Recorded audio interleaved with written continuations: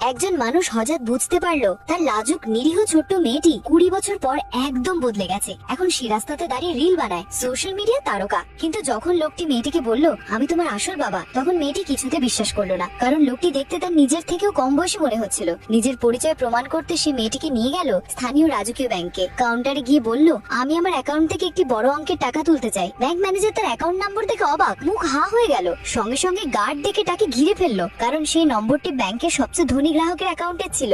Manager ভাবলো এ কোনো ভিখারির ছেলে টাকাটা ঠকাতে এসেছে। ঠিক তখনই ব্যাংকের ম্যানেজিং ডিরেক্টর মিস্টার বর্মা সেখানে এলেন। লোকটিকে একবার দেখেই চমকে উঠলেন, এই তো।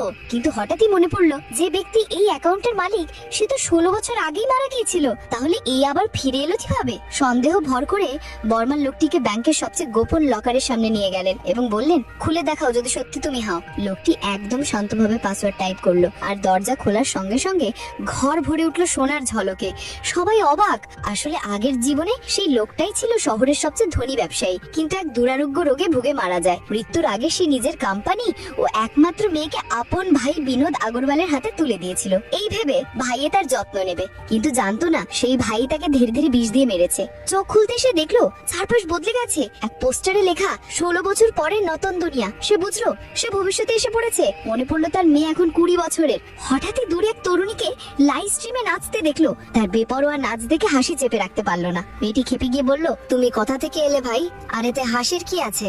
লোকটি শান্তভাবে বলল পুরনো কিছু কথা মনে পড়ে গেল। কিন্তু মেয়েটি বিশ্বাস করলো না, ভাবলো সে মজা করছে। ঠিক তখনই তার অফিসের এক সহকর্মী দৌড়ে এসে বলল ম্যাডাম, ম্যানেজার জানে আপনি অফিস থেকে পালিয়েছেন, এখনই না ফিরলে চাকরি যাবে। লোকটির চোখ পড়লো তার কাঁধে। ওখানে ছিল ঠিক সেই জন্মদাগ যেটা তার মেয়েরও ছিল।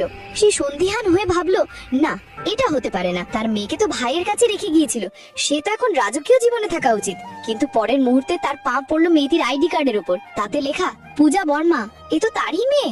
এদিকে মেয়েটি অফিসে ফিরতেই তাকে অপমান করে বের করে দেওয়া হলো। টাকাও পেল না। লোকটি দূর থেকে সব দেখলো, বুঝলো তার মেয়ে বছরগুলো অগণিত কষ্ট সহ্য করেছে। লোকটি মনে মনে ভাবলো তার মেয়ের বদলা সে নেবেই। যদি পরের পর্ব জানতে চাও এখনই সাবস্ক্রাইব করুন।